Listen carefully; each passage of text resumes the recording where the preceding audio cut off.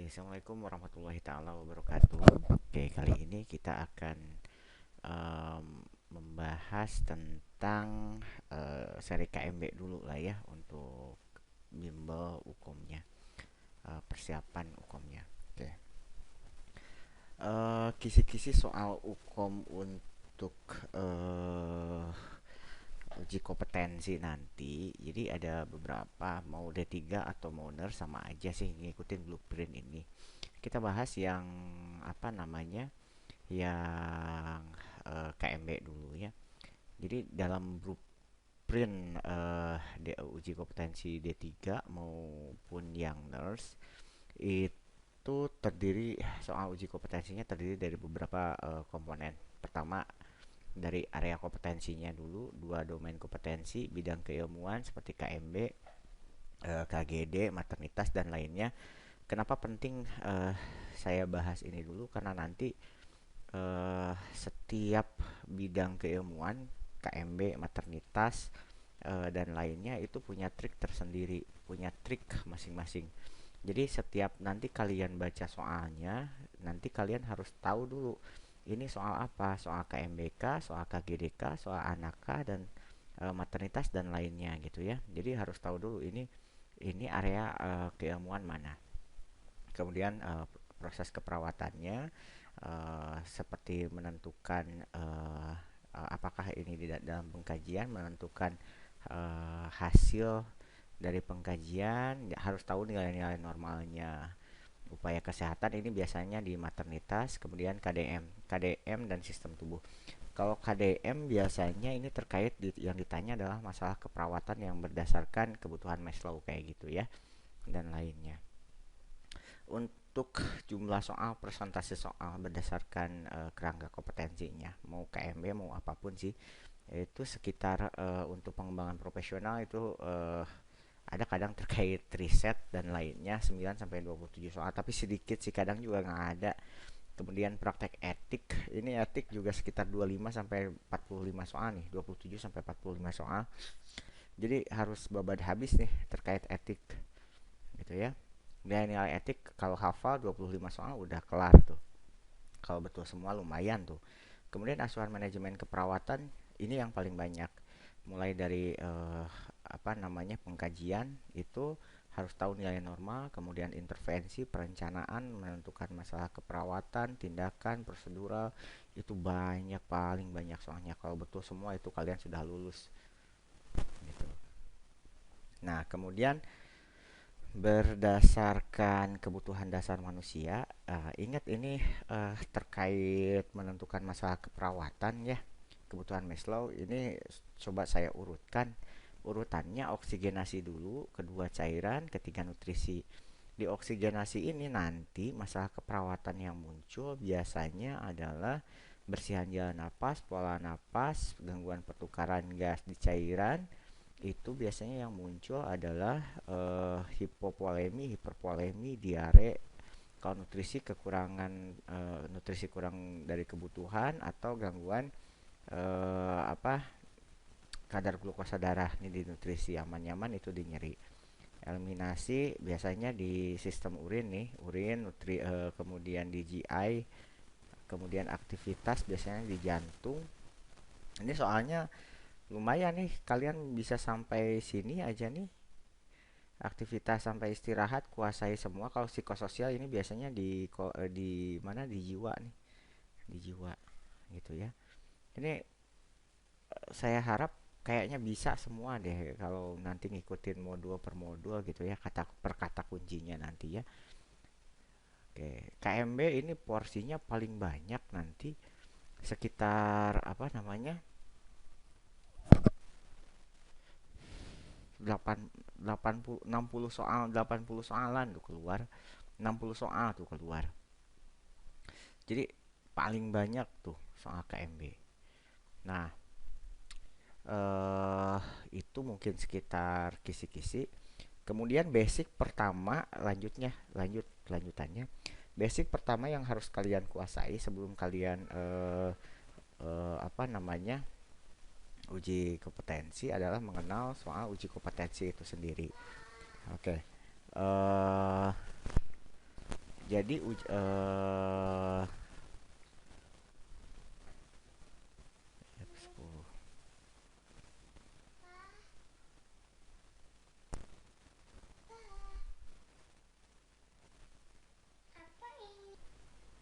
Oke, bismillahirrahmanirrahim. Assalamualaikum warahmatullahi wabarakatuh. Oke, ketemu lagi dengan sesi pembahasan untuk persiapan uji kompetensi seri KMB-nya. Kita akan masuk ke bab selanjutnya, bab 4, gangguan fungsi sistem pernapasan. Jadi apa saja sih yang harus dipersiapkan untuk di sistem pernapasan yang harus diketahui?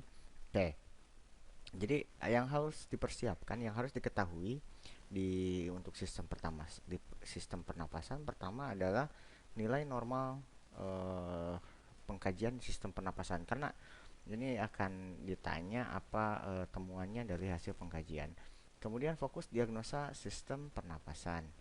Kemudian intervensi keperawatan atau perencanaan keperawatan, tindakan keperawatan terkait gangguan sistem pernapasan. Kemudian evaluasi, apa yang harus dievaluasi dari tindakan keperawatan terkait gangguan sistem pernapasan. Kemudian beberapa kasus, atau tadi di modul sebelumnya sudah dibahas tentang terkait soal uji kompetensi, bahasan soal uji kompetensi, pengenalan soal uji kompetensi kan dibilang bahwa di vignette itu biasanya ada keluhan atau ada diagnosa medisnya.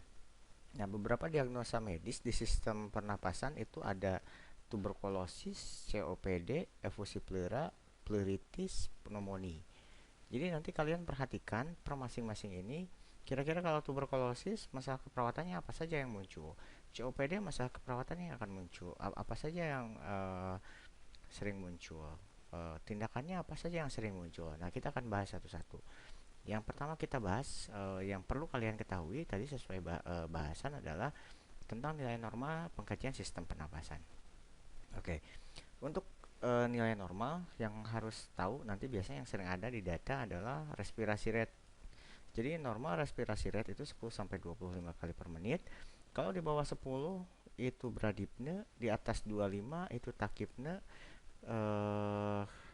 Kalau di bawah 10 yang bradipne biasanya ini terkait distres pernapasan, biasanya karena keracunan obat atau biasanya overdosis.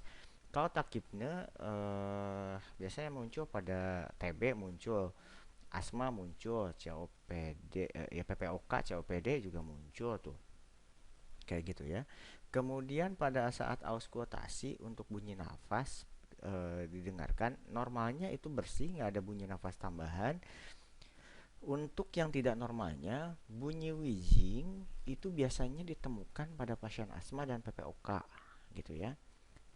Kemudian pada saat pemeriksaan perkusi paru yang normalnya bunyinya sonor.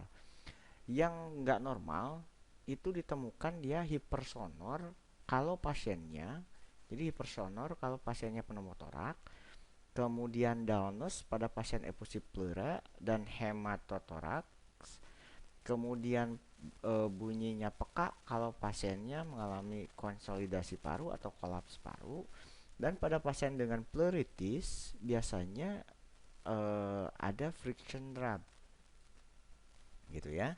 Jadi nanti di ini ya, diingat-ingat nanti untuk pemeriksaan yang normal dan tidak normalnya. Kemudian untuk bentuk dada ini biasanya di soal apa ya, PPOK, TB nih muncul nih hasil temuannya. Jadi yang normal biasanya itu simetris, kemudian diameter anteroposteriornya itu lebih kecil dari diameter bagian lateral. Oke, satu. Itu baru nilai normal. Kemudian nilai normal untuk analisa gas darah. Nilai normal analisa gas darah ini terkait dengan penentuan masalah keperawatan gangguan pertukaran gas. Jadi gangguan pertukaran gas itu baru bisa diangkat jawabannya gangguan pertukaran gas kalau datanya ada hasil analisa gas darah dan pH-nya tidak normal. Maksudnya pH analisa gas darahnya nggak normal. Jadi yang normalnya berapa? Yang normalnya adalah 735 sampai 745. Di bawah 735 itu asidosis, di bawah 745 itu alkalosis. Kemudian bagaimana cara menentukan asidosis dan alkalosis asidosis respiratorik atau alkalosis respiratorik? Karena ini terkait pernapasan, saya ini kan yang respiratoriknya aja. Atau asidosis metabolik atau alkalosis metabolik. Jadi yang kalian perhatikan ini nih, pH yang harus dihafal, PCO2, kemudian HCO3. Oke. Jadi kalau jadi yang dihafal pH, PCO2, HCO3. Kalau pH-nya itu di bawah 735, itu interpretasinya adalah asidosis. Kalau pH-nya di atas 745, itu alkalosis.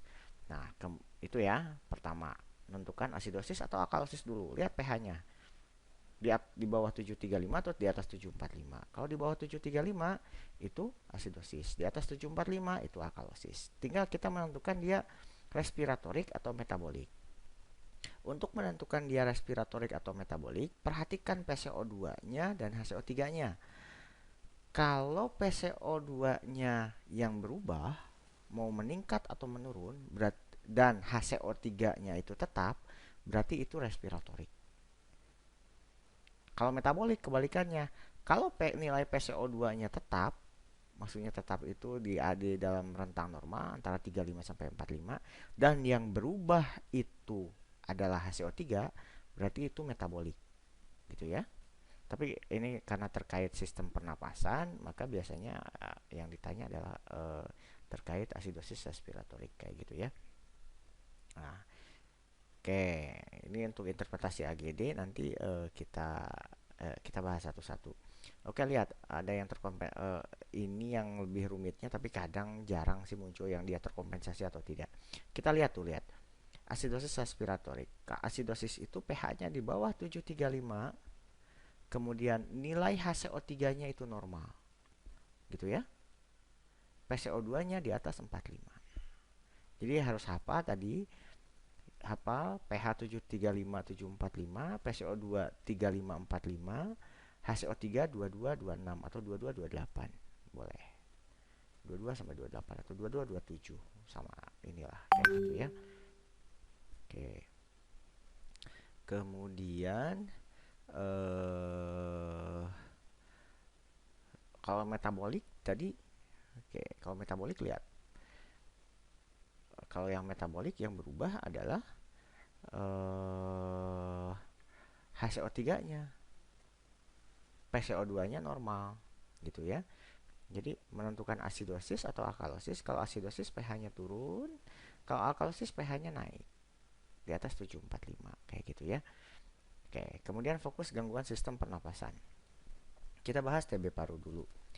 Tadi kan TB paru ininya. Keluhan yang sering muncul nanti di vignette terkait TB paru biasanya mudah lelah. Ini terkait intoleransi aktivitas, tapi nanti jarang nih diangkat mudah lelah kayak gitu, intoleransi aktivitas. Sesak, batuk darah, batuk lebih dari 2 minggu, berat badan menurun. Ini keluhan yang sering muncul. Nanti tergantung banyak datanya kemana ya. Kalau sesak berarti ke masalah pernapasan, kalau berat badan menurun berarti terkait ke nutrisi gitu ya. Tergantung nanti arah datanya maunya kemana gitu ya. Hasil pengkajian untuk TB biasanya pada pasien TB bentuk dadanya itu pipih, kemudian pasiennya itu mengalami takipne, tadi pernapasannya lebih dari 25 kali nanti. Cara penularan ini terkait biasanya prosedural, bagaimana kalau pada saat kalian memandikan, apa yang harus dipakai. Itu cara penularannya melalui droplet infection atau airborne. Jadi kalian harus senantiasa memakai masker, kemudian pakai sarung tangan gitu ya. Dan ketika di vignette-nya muncul dibilang diagnosa keperawatan, yang muncul diagnosa medisnya adalah TB paru, kemudian masalah yang ditanya masalah keperawatan, maka biasanya yang si penulis mengarahkan ke bersihan jalan nafas tidak efektif, pola nafas tidak efektif, dan gangguan pertukaran gas. Oke, kita bahas satu-satu. Apa saja data untuk mengangkat bersihan jalan nafas tidak efektif? untuk mengangkat bersihan jalan nafas tidak efektif, data yang harus ada adalah terdapat bunyi napas tambahan, seperti ngorok, adanya sekret, kemudian susah mengeluarkan dahak kayak gitu ya. Intinya ada sumbatan atau ada hambatan dalam jalan nafasnya. Kalau pola nafas tidak efektif, apa saja sih datanya yang harus ada? Kata kuncinya untuk pola nafas tidak efektif adalah harus ada data penggunaan otot bantu napas atau terdapat tampak terlihat ada retraksi dinding dada. Kalau gangguan pertukaran gas apa? Tadi sudah dibahas, kalau gangguan pertukaran gas yang harus ada datanya adalah analisa gas darah dengan syarat pH-nya harus tidak normal. Gitu ya. Intervensi keperawatan utamanya edukasi. Oke, salah satu diagnosa lagi untuk TB tambahan, mohon maaf, adalah kepatuhan untuk minum obat. Jadi kata kuncinya kalau untuk kepatuhan biasanya kalau misalkan ada gagal pengobatan, maka eh, masalah keperawatannya adalah kepatuhan minum obat. Edukasi pencegahan penularan, untuk intervensi utama edukasi pencegahan penularan, kemudian terapi oksigen, batu efektif, vascular drainase, ini terkait fisioterapi dada. Kata kunci untuk fisioterapi dada terkait vascular drainase adalah pasien sulit mengeluarkan dahak setelah diberikan intervensi, maka dilakukan fisioterapi dada. Kemudian manajemen nutrisi tinggi kalori, ini untuk nutrisi ya. Jadi nutrisi pada pasien TB adalah tinggi kalori, tinggi protein, kemudian kepatuhan minum obat. Kalau misalkan terjadi kegagalan minum obat atau pasien tidak apa namanya, kan ada dua lini pengobatan, ada lini 1, lini 2 kayak gitu ya. Kalau sudah masuk lini 2 itu hati-hati, itu udah kepatuhannya harus diperhatikan. Kemudian evaluasinya kepatenan jalan napas. Kalau masalah keperawatan utamanya adalah bersihan jalan napas, kepatuhan minum obat. Kalau tadi pasien ada tidak patuh atau ada kegagalan pengobatan gitu ya. Kemudian tes dahak pada pasien TB itu SPS. S yang pertama adalah pada pasien saat datang ke pasienkes, kemudian diberikan tes dahak pertama, kemudian pasiennya dikasih 1 tabung lagi. Kemudian yang P itu pagi 2 hari setelah diberikan tadi pot tadi, pasien diminta mengeluarkan dahak lagi, ditampung di pot yang sudah diberikan tadi. Kemudian S yang ketiga adalah pasien mengeluarkan dahak di pasienkes setelah 2 hari tadi, setelah S1 dan P tadi sekalian bawa pot tadi. S yang jadi totalnya ada 3 gitu ya, 3 pot. Kemudian tes mantok untuk atau tes tuberkulin, ingat-ingat aja ini yang dimerahin ya. Injeksinya biasanya berapa dosisnya, yang dikasih biasanya 0,1 mili. Via apa? Via intrakutan atau intradermal. Daerahnya di mana? Di daerah volar atau permukaan belakang lengan bawah. Kemudian berapa derajat? 30 derajat antara kulit dan jarum. Kemudian bagaimana dikatakan berhasil? Kalau ada indurasi antara diameter 6 sampai 10 mili. Kemudian kapan bisa dibacanya? Setelah 48 sampai 72 jam tes mantok.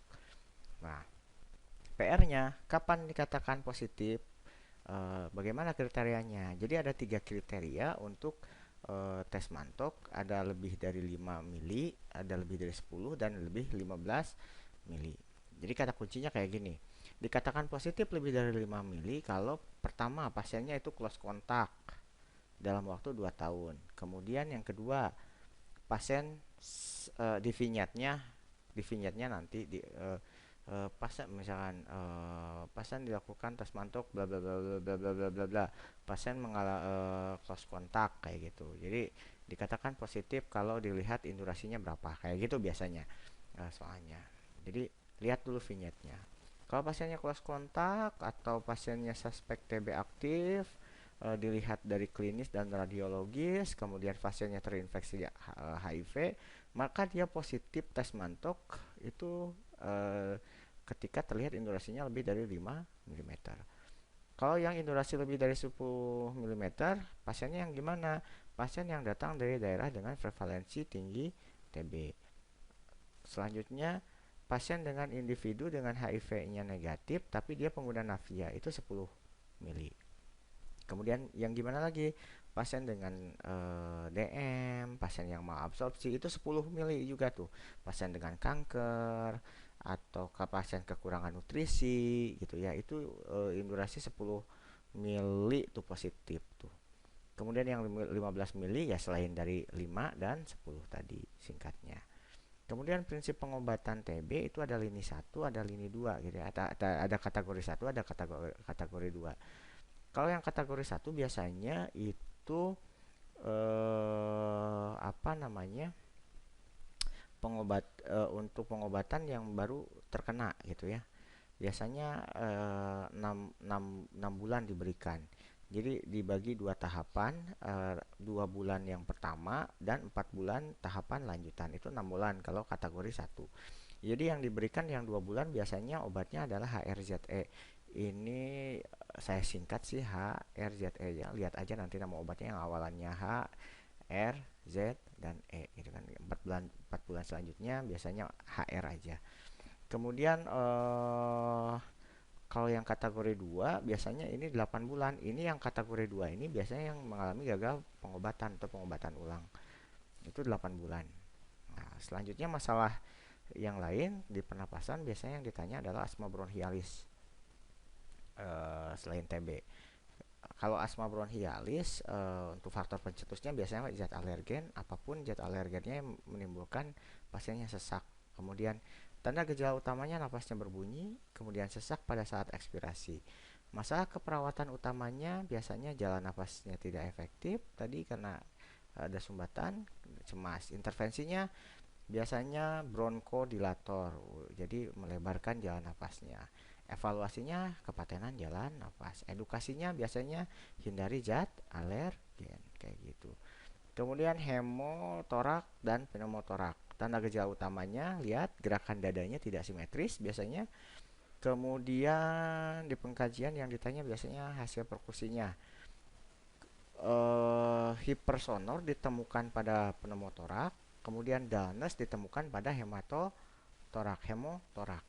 Itu pada saat perkusi. Jadi ulangi hipersonor pada pneumotorak, dullness pada hemotorak. Masalah keperawatan utamanya apa saja?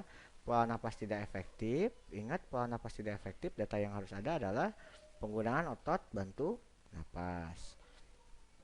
Gitu ya.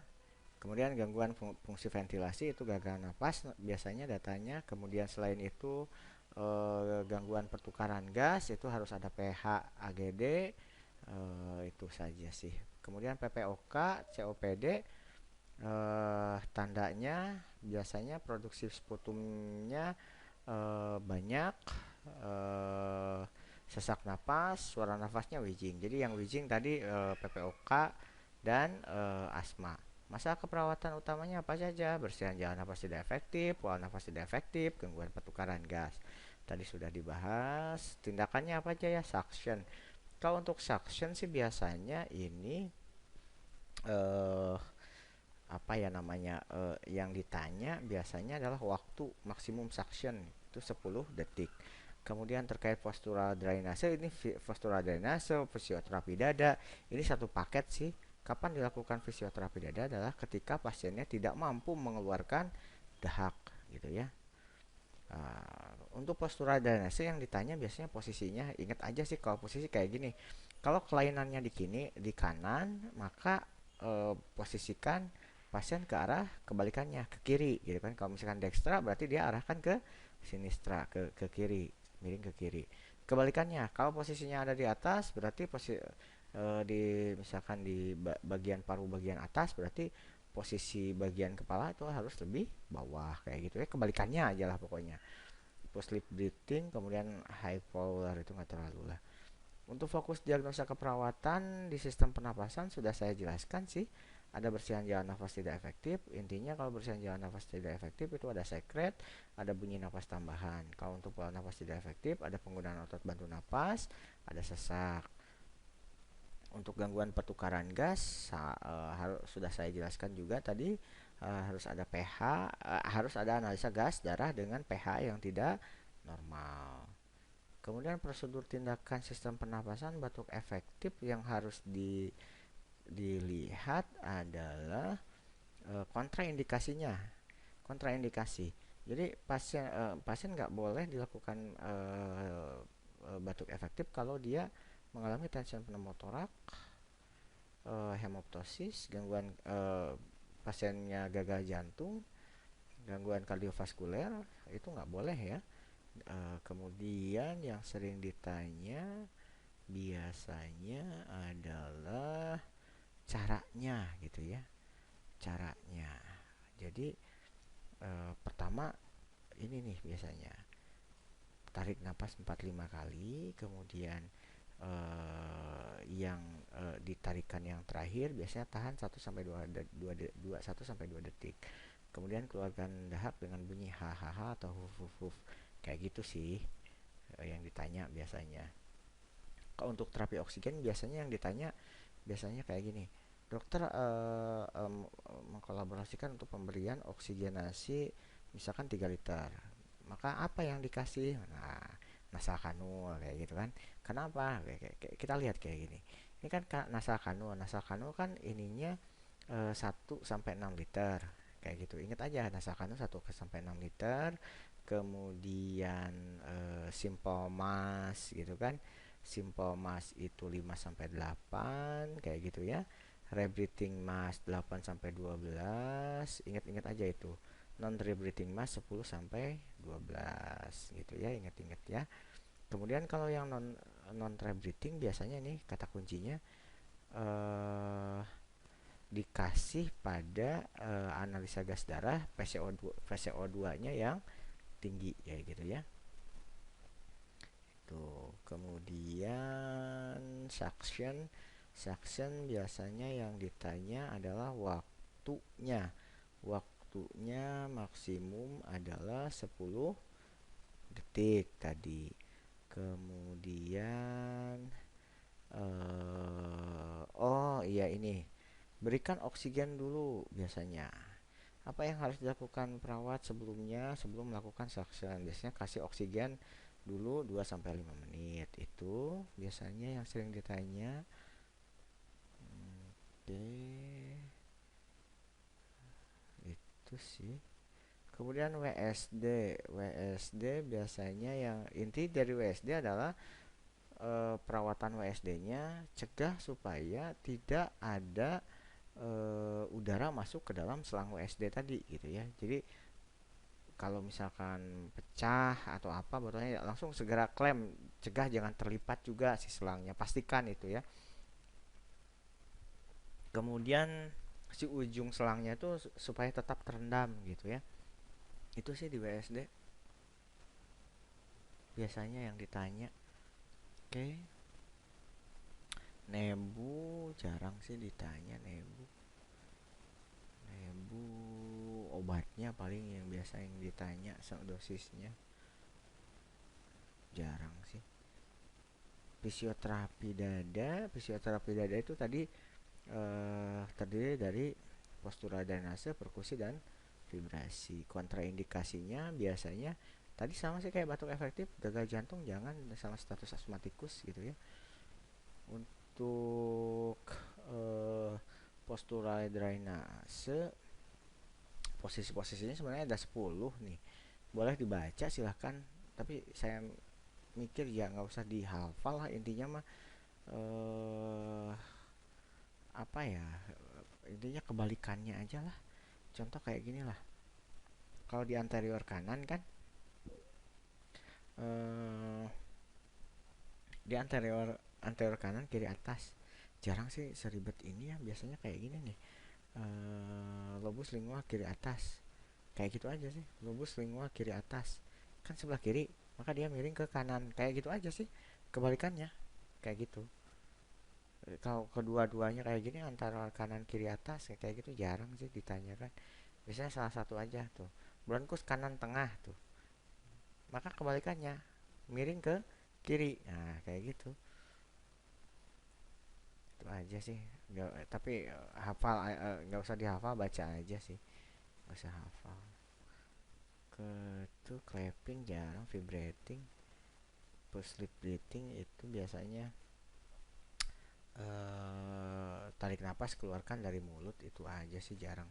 Dah, itu saja mungkin sementara. Nanti kita lanjut ke latihan soal.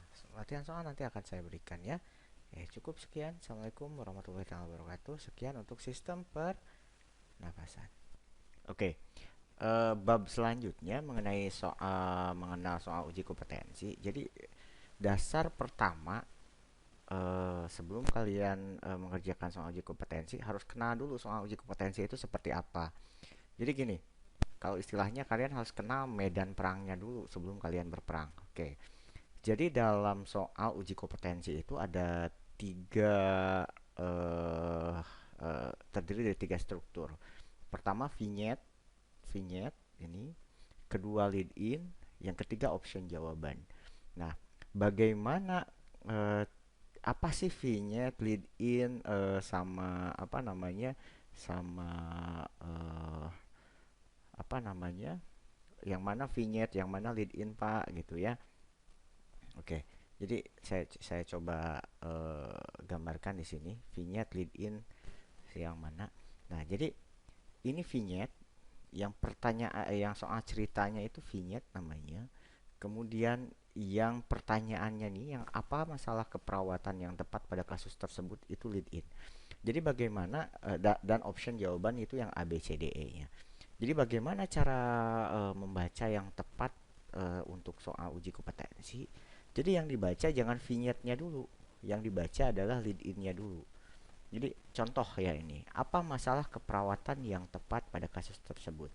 Nah, kata kunci dalam lead in ini adalah yang ditanya masalah keperawatan yang tepat.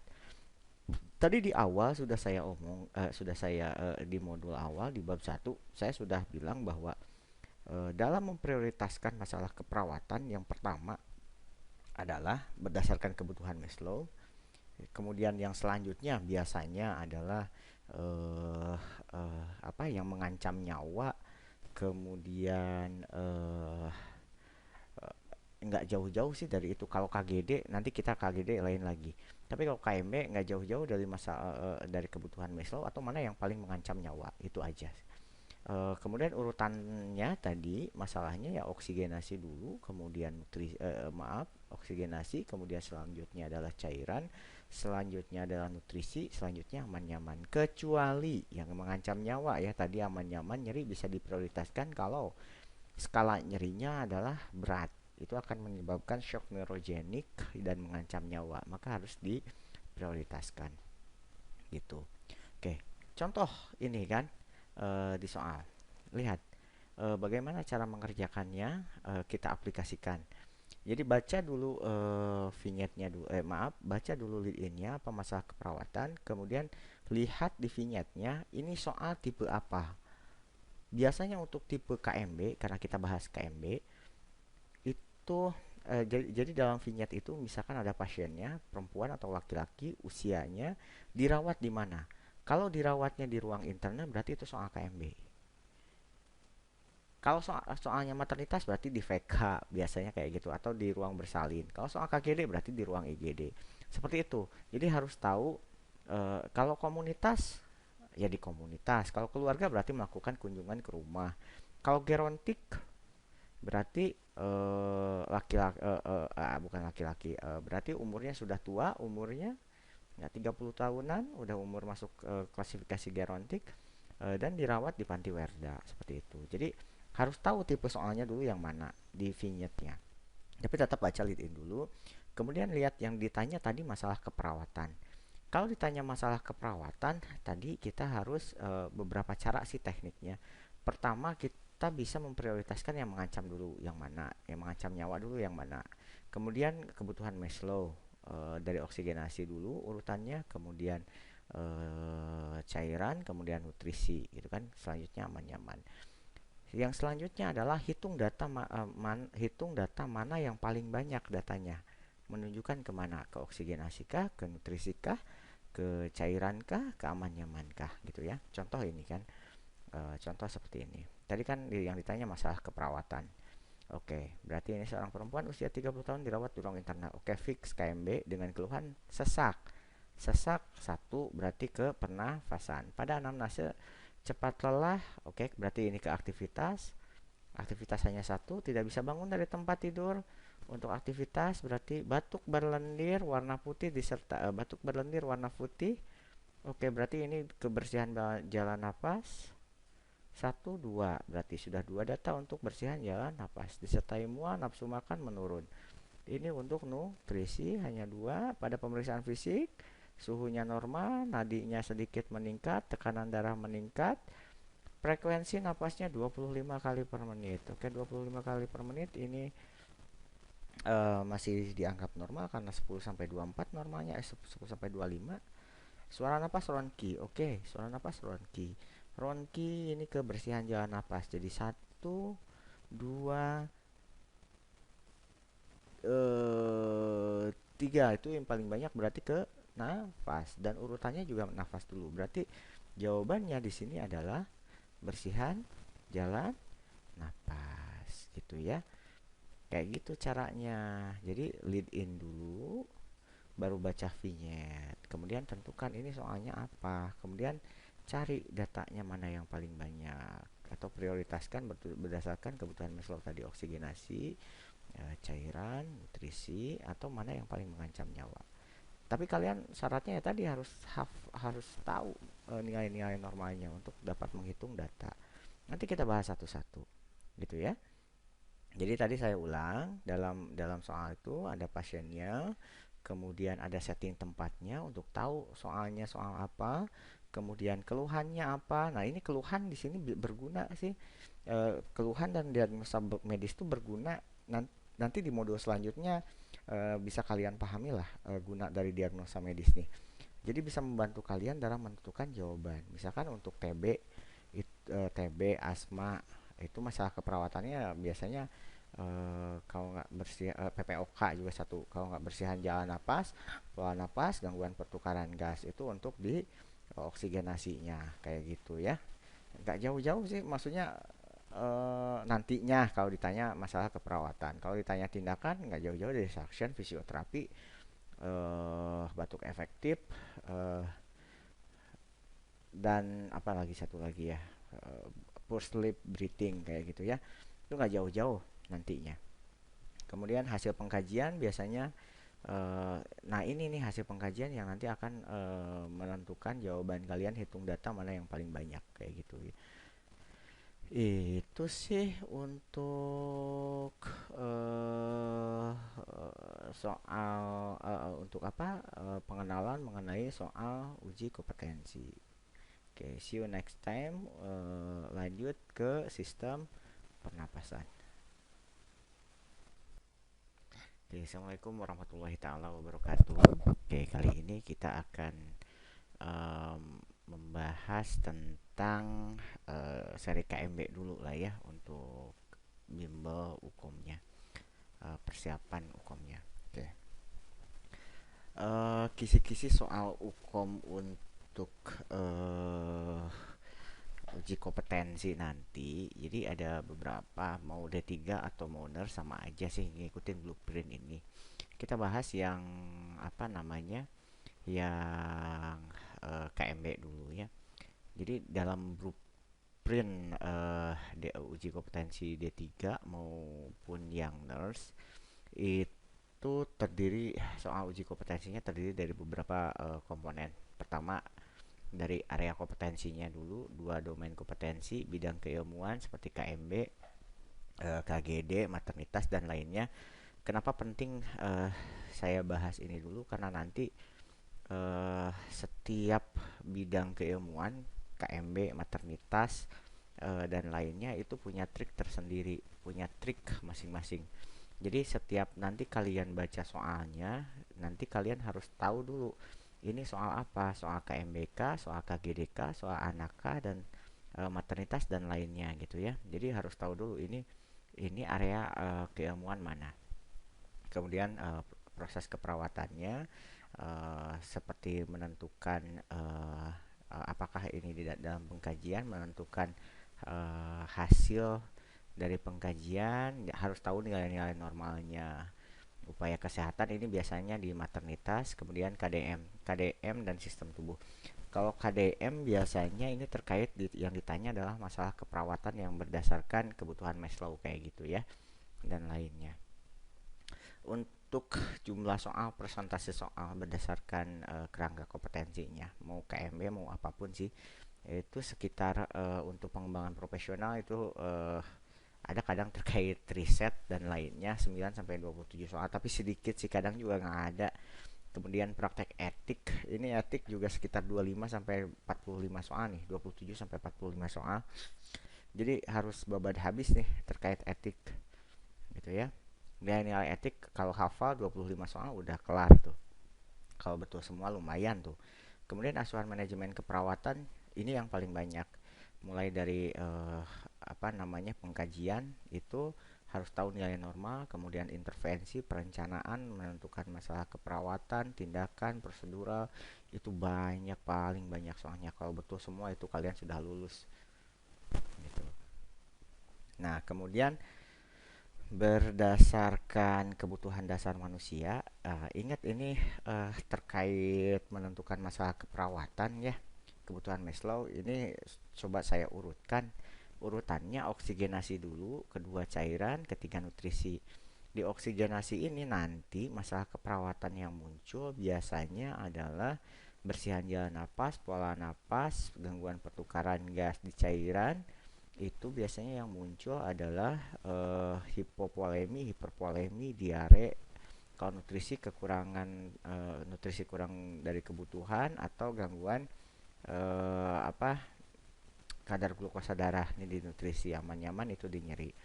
Eliminasi biasanya di sistem urin nih, urin, kemudian di GI, kemudian aktivitas biasanya di jantung. Ini soalnya lumayan nih, kalian bisa sampai sini aja nih. Aktivitas sampai istirahat kuasai semua. Kalau psikososial ini biasanya di mana, di jiwa nih, di jiwa gitu ya.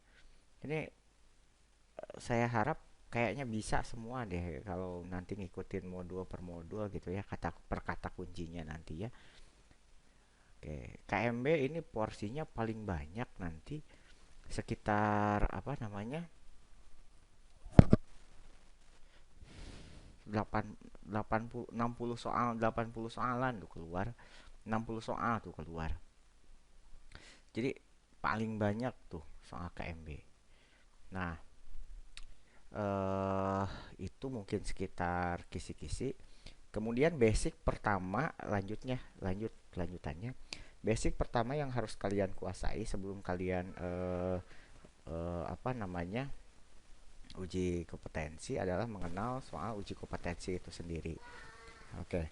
Eh jadi